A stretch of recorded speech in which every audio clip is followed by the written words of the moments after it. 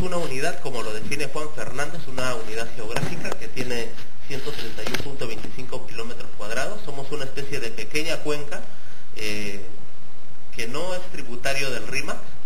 Probablemente en el pasado sí lo fue, por eso es que, a ver la siguiente, nos da a entender que existen espacios, ¿no? Lo que llamamos zona baja, que viene a ser más o menos desde, digamos, Cantorrey hacia nuestro límite con el río, se ha conformado por mantos arcillosos, producto pues de los antiguos aluviones, o sea, huaicos que provenían no por una laguna, sino de las lluvias que venían desde un cerro muy alto. Las pampas de Canto Grande viene a ser ese espacio más o menos hasta el ingreso del anexo 22, donde se angosta pero también se divide la quebrada en dos. Hacia el este tendríamos nosotros la quebrada llamada Media Luna, y hacia el oeste, que ahora se llama Valle Hermoso, es la quebrada Canto Grande. Y estos tienen un origen que viene a ser la zona de Cerro Colorado. Todo eso viene a ser el espacio llano, habitable, hoy a la fecha totalmente ocupado, y rodeado por cerros que, bueno, no todos conocen los nombres de ellos. Sería difícil tratar en este momento de nombrar los cerros, que me encantaría, porque es importante que conozcan cómo se llama donde uno vive, ¿no? Pero bueno, en otro momento. La siguiente. Y esta es una fotografía aérea del año 44, imagínense un vuelo en esos años y un piloto que tomó una cámara del Servicio Fotográfico Nacional y, bueno, imprimió esta toma tan espectacular. Más o menos estos son las pampas de Canto Grande, y al fondo van a ver Cerro Colorado como una montaña imponente. Hacia el costado un pequeño cerro que llamamos Cerro Cantería, y bueno, esa es nuestra zona de estudio, la zona alta. No sé si se percibe bien, pero en la foto original y bueno, en la laptop se puede apreciar muy bien dos enormes avenidas, como si fuera la avenida Próceres y la avenida Canto Grande, ¿no? En paralela, ¿sí? Es como si ustedes quitan todas las calles y solo quedan las avenidas. Los geoglifos se veían así, se observaban así, eran líneas paralelas bastante extensas, algunas de 40 metros de ancho, otras de 60, y que tenían una longitud más o menos de 4 a 6 kilómetros. La siguiente.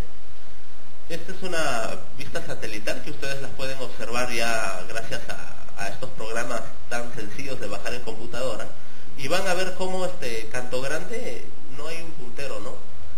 Pero en fin, bueno, Wilmer, no sé si puedes señalar o puedes ubicar a Canto Grande. Ahí se ve perfectamente la quebrada, exacto. Y más arriba van a ver un color rojizo, un poquito más, exacto. Toda esa zona media roja viene a ser Cerro Colorado. La siguiente. Bueno, esta es un poco la secuencia, ¿no? San Juan del Lurigancho no está aislado de la historia de Lima, tiene un proceso paralelo, ¿no? O sea, si en el Valle del Chión se encuentra el yacimiento de Chivateros, que arroja más o menos una antigüedad de 9.000 a 10.000 años, acá tenemos en Cerro Colorado Norte un yacimiento, el hallazgo de objetos de fabricación muy antigua por el hombre, que vienen a ser los artefactos líticos que ustedes ven arriba, donde dice más o menos 8.000 años, y que corresponden a este grupo de cazadores-recolectores. Y en fin, una secuencia tan larga de monumentos y de sitios que de detallarlos pues nos pasaríamos un par de horas acá. Pero en fin, tenemos casi toda la cronología arqueológica acá. Les puedo comentar que así como Caral nos empuja a ser cuna de la civilización en los Andes, aquí en 15 de enero, en el asentamiento humano, debajo existe todavía, me imagino, los restos de un antiguo observatorio monumental llamado así 15 de enero, y que corresponde a nuestros primeros astrónomos y sacerdotes. De existir sería uno de los templos más antiguos de Lima. Y finalmente la presencia de los incas, ¿no? Y la mayoría que ustedes ven acá son objetos y asentamientos que han existido y que existen, ¿no? La siguiente. Estos son las zonas monumentales bellísimas. En este caso tenemos a Mangomarca como una zona representativa, viene a ser la capital del Curacazo Lurigancho, es la capital prehispánica de nuestro distrito, con un centro administrativo anexo muy hermoso que viene a ser el sitio llamado Fortaleza de Campoy, que en realidad no se trata de una fortaleza, es un centro administrativo para esa zona. Controla el ingreso, o sea, quién entra acá, y controla el agua, de ahí viene su importancia. y aparte 2 asentamientos del periodo Inca, como Canto Chico y el Sauce. No son los únicos recursos arqueológicos que tenemos, son en realidad varios, y también son varios los que han desaparecido. La siguiente. Y bueno, este proceso de investigación de la zona baja ha sido acompañado de estudios y exploraciones en la zona alta desde periodos muy antiguos. En el año 1947, Hans Horkheimer, un arqueólogo que venía sobrevolando las pampas de Nazca, es alertado por el capitán de vuelo, quien le dice que cerca a Lima él ha visto figuras semejantes. Él luego hace un sobrevuelo, efectivamente observa estos geoglifos, e incluso María Reich y Paul Kosok hacen también incursiones en este lugar. El año 70, Josefina Ramos de Cox, del Instituto Ribagüero, realiza las primeras exploraciones. En esos años también se aproxima por acá la historiadora María Rubstorowski, y el año 76 hasta el 85 Lorenzo Rosselló hace un inventario bastante detallado de este lugar, de las pampas de Canto Grande, donde ustedes pueden ver los croquis que levanta y algunas fotografías, y el año 86 Roger Rabines vuelve a hacer un inventario para declararlo como patrimonio nacional. Lamentablemente ya para esos años empieza pues una serie de ocupaciones clandestinas, de asentamientos humanos en las pampas de Canto Grande, y se pierde en poco tiempo todo este valioso legado, ¿no? En el año 96 nosotros iniciamos una serie de exploraciones ya, ha pasado bastante tiempo, y bueno, finalmente el año 2002 realizamos un conjunto de exploraciones en el lugar que nos dieron como resultado tratar de entender por qué había geoglifos en las pampas de Canto Grande. La siguiente. Esta es la zona alta, un lugar bellísimo. Mientras nosotros estamos aquí con todo este frío de invierno, nuestros cerros sobrepasan casi los 1000 metros.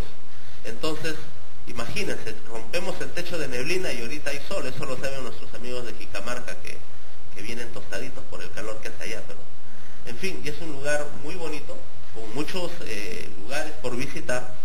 La siguiente. Y que nosotros hemos inventariado. Esos puntos que ustedes ven ahí vienen a ser sitios que se han ubicado gracias a estos trabajos de exploración. Y bueno, hacia acá van a ver el croquis que levantase Lorenzo Rosselló, que en realidad se trataban de enormes líneas que eran caminos para hacer peregrinación. ¿Y quiénes lo hacían? Los pobladores que vivían acá en la zona alta. ¿Y por qué lo hacían? Vamos a ver la siguiente. Otra. Esta es más o menos la vista. Vemos el valle del Chillón hacia acá. Vamos a ver también la quebrada Canto Grande y otra quebrada paralela que es Guaycolor. Nosotros entonces estamos, en realidad, Canto Grande es un espacio que domina accesos al valle del Chillón y también a la zona del interior del valle del Rímac. O sea, es un lugar muy estratégico la quebrada. Por tanto, la posición también digamos, del Cerro Colorado, que es esta cumbre que tiene como 3 puntas maravillosas y una pampa bastante extensa, más o menos de 3 kilómetros, digamos, presenta toda una ubicación estratégica que permite, digamos, posesionarlo en el espacio, ¿no? Al fondo van a ver la quebrada totalmente seca, que es el Guaycolor. La siguiente. Esta es otra vista. Ya me voy a marear ya. Desde Cerro Colorado se pueden observar la cadena montañosa de los Andes, y un buen día que uno esté ahí y haya, digamos, las condiciones visuales, se pueden observar los nevados de la Sierra de Lima. Ese es un factor importante. Imagínense el sentido de peregrinación, el sentido de estar en ese lugar y tener, la siguiente, una vista que no solamente es a los apus mayores, sino también a la Mamacocha, al océano, al mar. ¿Se dan cuenta? Es un privilegio tener aquí un santuario tan antiguo, ese Cerro Colorado. La siguiente. Este Cerro Colorado, ustedes pueden ver cómo hay un geoglifo, que es una línea que indica la cumbre de esta pequeña montaña situada de esta pequeña loma situada hacia la zona alta de esta estribación, y pueden ver como una especie de avenida, ¿no? Eso está sobre los 2000 metros de altura. Son geoglifos, uno de los geoglifos altos que hay a nivel del Perú. O sea, no están, como quien dice, solo en las pampas, sino están retomando estas cumbres, ¿no? La siguiente. Y otro detalle también de estas figuras que han sido alineadas.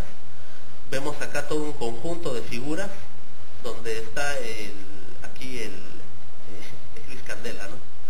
Que está ahí caminando justo por una especie de sendero que tiene una serie de detalles que permitirían que para llegar a esa pequeña cumbre uno tendría que hacer un camino zigzagueante, la siguiente, como si se tratase de una serpiente.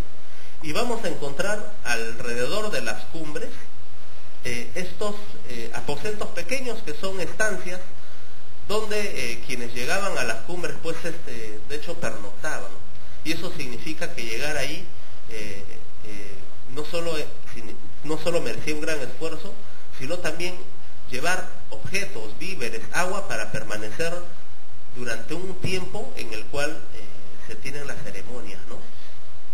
Y lo curioso es que en esos mismos espacios uno puede encontrar cerámica desde el periodo formativo, o sea, desde el 1000 antes de Cristo hasta el mismo periodo inca.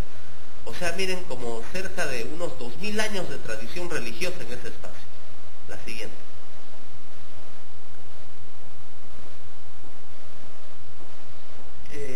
Despacio. Esta viene a ser a ver si lo retrocedemos. Ya, muy bien. Esta es la cumbre mayor de Cerro Colorado. En realidad tiene un nombre que lo descubrí conversando con antiguos jicamarcas. Esa cumbre le dicen Hachuana Pata. La Hachua viene a ser una danza ritual y Pata viene a ser como planicie. Y en realidad lo que existe arriba en esa cumbre, para nuestra sorpresa, fue maravilloso. La siguiente. Tan pronto nosotros nos acercamos, encontramos que existe una gran plaza totalmente barrida. La cumbre del cerro es limpia, o sea, se ha barrido, se ha limpiado. Es una plaza ceremonial. O sea, y ustedes imaginen a la cantidad de personas en esa cumbre haciendo danzas, rituales. Y hemos encontrado hasta los objetos donde están los orejones, que son en el periodo inca los dignatarios locales, y hasta zampoñeros, músicos en figuras, ¿no?, de arcilla, que me imagino alegraban todo el ambiente. La siguiente, este es un detalle más o menos de cómo todo esa plaza está rodeado por una especie de cerco pequeño, y abajo una especie de abismo, ¿no? Al fondo ustedes van a ver las montañas. Es una vista impresionante. La siguiente. Espacio. Y ahí, en la superficie, es como que a veces uno visita un lugar y deja sus cositas, ¿no? Que obviamente no hay que hacerlo, hay que dejar limpio el lugar que uno visita. Pero imagínense la cantidad de gente que va. Es como quienes nos visitan al parque los domingos, a la zona de camping, nos dejan pues las botellas, ¿no? Y bueno, en el futuro se hará arqueología también de esos residuos, pero en este lugar de peregrinación, la gente pues llevaba sus cántaros llenos de agua. Una vez que los bebía, seguro la chicha, imagínense las fiestas que ahí se hacían en estas ceremonias. Bueno, estos objetos ya eran molestos para regresarlos y finalmente terminaban ahí. Y los hemos encontrado en ocasiones hasta enteros. La siguiente. Este tipo de vasija con incisiones es del periodo formativo, o sea, tiene más de 500 años antes de Cristo. Este tipo de vasijas de cántaro son ichmas, o sea, del 1000 después de Cristo. La siguiente. Y lo más curioso, como la cultura inca, esas forman parte de los fragmentos de un aríbalo inca, están allí. Los incas llegan acá y no solamente respetan los rituales que allí se realizaban, sino que alimentan y incrementan más el culto a este cerro. La siguiente. Y en fin, aquí vemos de nuevo un mapa de la quebrada Canto Grande, señalando diferentes lugares donde ya hemos identificado más geoglifos. En realidad se trataba de un sistema inmenso de figuras en relación a Cerro Colorado. ¿Qué significa eso? Que Cerro Colorado no era solo una montaña cualquiera. La siguiente. A ver. Esto es la zona norte, y desde ella podemos identificar para qué han servido estas figuras. Las más grandes, nosotros creemos que son espacios para peregrinar. Quiere decir que la gente se iba, así como a veces marchamos contra nuestras autoridades, ¿no? Imagínense toda la gente en línea recta siguiendo estas grandes líneas que los conducen hasta las pampas de Canto Grande, y ahí pues quienes han conocido las pampas de Canto Grande totalmente vacías, sin población, diría, ¿y ahora cómo subo a Colorado, no? De hecho pues tenía que encontrar senderos que les permitan llegar a la cumbre, y estos son, ahí están. Como que también hay otro tipo de figuras, ¿no? La siguiente. Miren qué bien señalados están, cómo le indican a uno la cumbre. Fabuloso en realidad ver estas obras. La siguiente. Como también hay complejos que no solamente son líneas, sino unas figuras mucho más complejas, ¿no? La siguiente. Eso es el croquis, más o menos, no se aprecia bien, pero se tratan de circuitos, de sistemas de dibujos bien complicados. La siguiente. También existen elementos rituales como estas huancas, que son lugares bastante especiales, marcan espacios probablemente sagrados o alineamientos con algunos cerros que permiten obtener hasta, digamos, calendarios donde ellos podían saber en qué momento iniciar sus ceremonias. Ojo que las ceremonias tienen como propósito, y según lo que nosotros entendemos, varios aspectos que estaban, digamos, bien organizados sobre la base de calendarios, ya sean lunares o solares, ¿no? La siguiente. Esta es una de las figuras también que nosotros llamamos los circuitos, y estas son las que están más ligadas a documentos que nosotros hemos encontrado. Si ustedes se dan cuenta, una característica es de que estas plazoletas tienen una base bastante ancha, que conforme se proyectan hacia adelante se van angostando. La siguiente. Hay otras también, como estos círculos, que tienen también una huanca orientada hacia el norte, ¿no? Y está dividiendo dos quebradas, se encuentra en la zona alta. La siguiente. Esta es otra también que está hacia el lado de donde están nuestros amigos de sector Las Flores. Tienen en ese sector como 3 geoglifos juntos. No, ese no es el candelabro, viene del candelabro otro, y este es el tercero. Y el que usted vio en el anterior es otro más que está en ese sector. La siguiente. Este es el candelabro, acá lo llaman candelabro porque es una plazoleta que luego se abre como brazos así y se juntan arriba. Es bastante una figura muy hermosa. Y bueno, también el de una serpiente. Nosotros definimos las figuras en plazoletas, que vienen a ser estos trapecios alargados, en circuitos, estos que retoman y regresan a un punto donde la figura central luego se divide, y los figurativos son aquellos que representan algo, como en el caso de una serpiente, ¿no? Las técnicas constructivas para los geoglifos es el barrido, es por ejemplo, el limpiar la superficie y con esas mismas rocas hacer alineamientos, ¿no? Y bueno, incluso en ocasiones ellos pueden hincar las piedras generando una serie de alineamientos bastante macizo, ¿no? Sólido, ¿no? Como también amontonamientos. Las técnicas que hemos identificado son bien interesantes y, en fin, hay varios ejemplos, ¿no? El de acá es un alineamiento, por ejemplo, y a la vez contiene rocas hincadas, ¿no? La siguiente. Bueno, estas son figuras bien conocidas. La de arriba está también en el sector de Las Flores. El matamosca, que le llaman así porque parece un matamosca, nunca he visto una mosca tan grande. Y bueno, el de la serpiente, que es una belleza, y ojalá se conserve, porque en realidad cada una de estas figuras, el solo mover una roca es alterarlas. La siguiente. Este es el sector Valle Hermoso. Aquí, por ejemplo, tenemos el matamosca y otra figura más. Al fondo había otra, y lo delineado viene a ser un camino que conecta con Quebrada Torreblanca.